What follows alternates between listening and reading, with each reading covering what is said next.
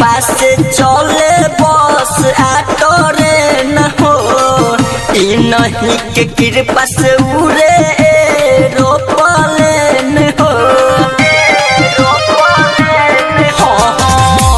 नहीं के कृपा से चले बस ऑटो रे न हो, नहीं के कृपा से उड़े एरोप्लेन हो।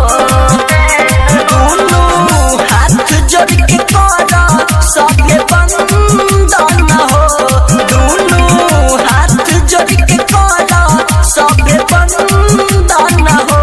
तो विश्वकर्मा जी के करो अभिनंदन हो, विश्वकर्मा जी के करो अभिनंदन हो।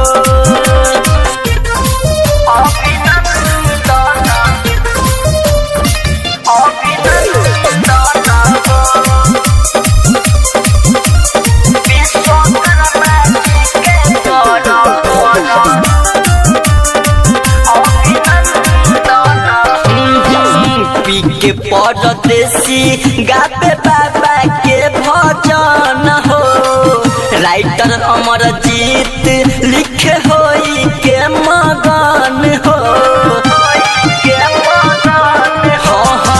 पी के परदेसी गाते बाबा के भजन हो, राइटर अमरजीत लिखे होई के मगन हो।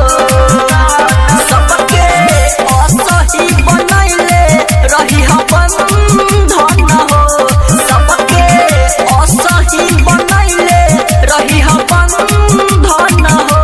तब विश्वकर्मा जी के कर अभिनंदन हो, विश्वकर्मा जी के कर अभिनंदन हो। आरती के थाली ले माथे कल चंदन हो, आरती के थाली ले माथे कल चंदन हो। तब विश्वकर्मा जी के कर अभिनंदन हो, विश्वकर्मा जी के कर अभिनंदन हो। संग्राम रिकॉर्डिंग स्टूडियो रीगा सीतामढ़ी।